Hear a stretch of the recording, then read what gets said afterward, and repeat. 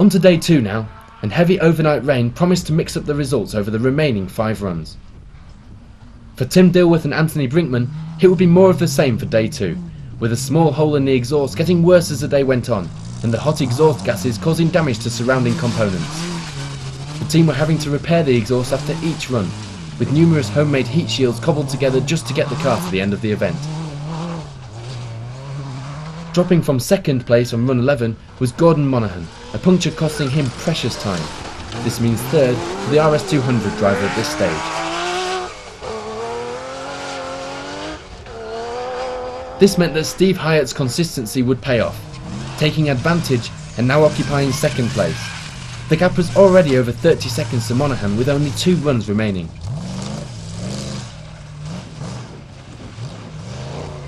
Still holding on to 4th place was Martin Gold in his Maserati, 30 seconds behind Monaghan.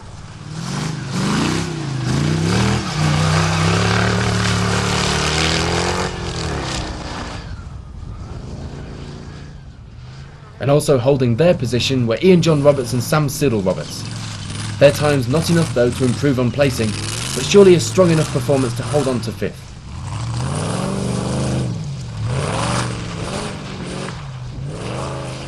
Dan Lofthouse and Johnny Coonja were keeping close to Roberts, but the gap was almost 30 seconds, a tall order to make up this on the last 2 runs. 6th place at this stage.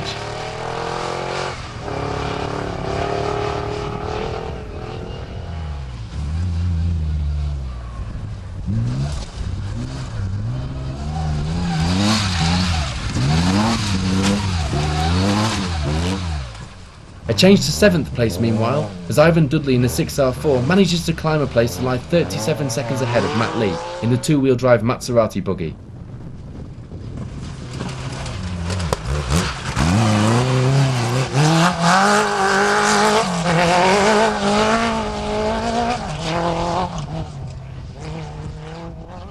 Ninth place still belongs to Bob Seaman and Neil Wakefield in their Milner R5, only 7 seconds behind 8th place Matt Lee.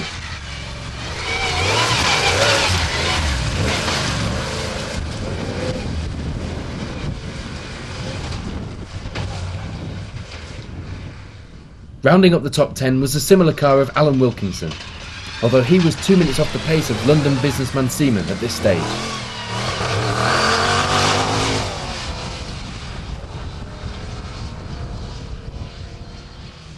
Run 11 would be the last time we would see Tony Coyd, a disappointing end to his event, retiring with only 2 runs remaining. He'd been lying in 18th place before this.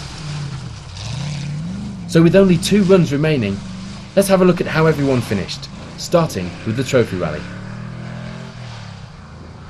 Tom and Richard Hipkiss finished the trophy rally in 6th place in their Tomcat 100, a couple of maximum times not helping their cause. Greg Morris and Robert Moulding finished 5th in their Wildcat, 23 seconds behind 4th place Mike Bain and William Aitken in a similar car.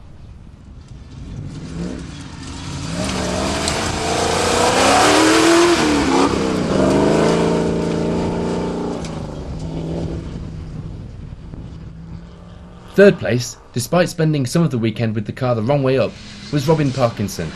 A good result considering his eventful weekend.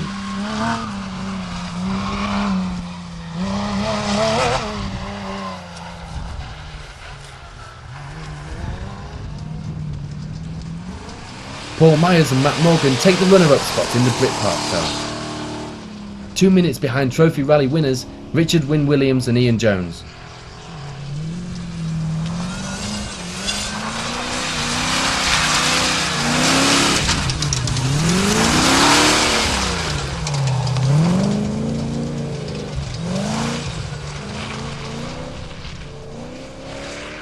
Onto the main field now, and rounding up the results was Carl Duffield. A damper braking midway through the second day's runs meant a handful of maximum times and resulted in last place. Another eventful weekend for Dean Sutcliffe and Rob Taylor, the car not performing properly throughout both days. 21st overall at the end of a difficult event for the pair.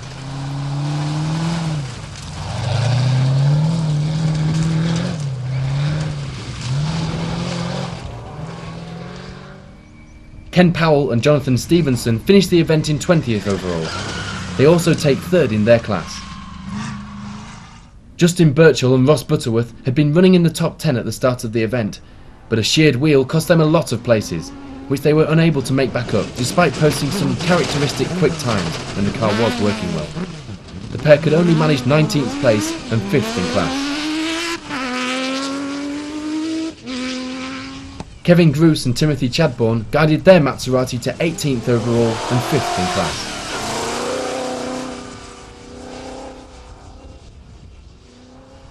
Andy Wilson and David Pegg finished 17th overall and won their class.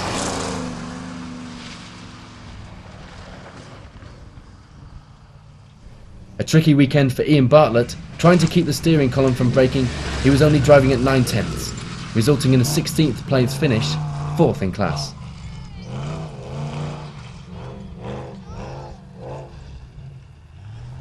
Overcoming their day one issues, Martin Conboy managed to guide his Tornado home in 15th place.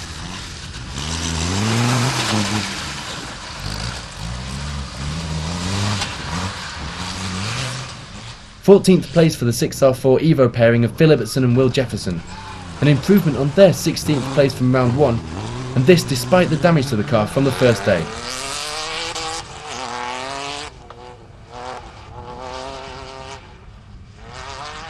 Steve Smith and John Griffiths took their JRG Indy Focus M3 to 13th place.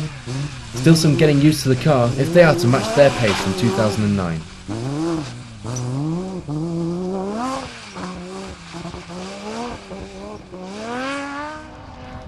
Hoping not to make a habit of his mistakes this weekend, Richard Kershaw finishes the event in 12th place, and after 2 excursions into the scenery, this will certainly be a drop score event for the reigning champion.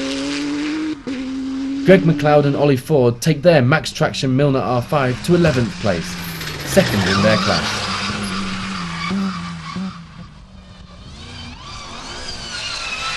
Into the top 10 now, and Alan Wilkinson manages to keep his car intact, bring home 10th place and 2nd in his class. Bob Seaman proves he can mix it with the best by taking his Milner R5 to 9th place. Winning his class and taking 8th overall was the two-wheel drive Maserati of Matt Lee and Rick Taylor. With less off-road sections on this event, Sweet Lammers suited the rear-wheel drive car more than the previous round. Ivan Dudley and David Rendell finishing 7th overall and 1st in their class, a big improvement on their round 1 result.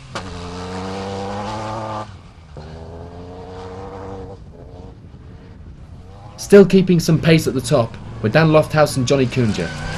6th overall and 3rd in class, a good result, but sadly a far cry from their win at this venue last year. Another top 10 finish for Ian John Roberts and Sam Siddle Roberts, this time in 5th place, and a 2nd place class finish.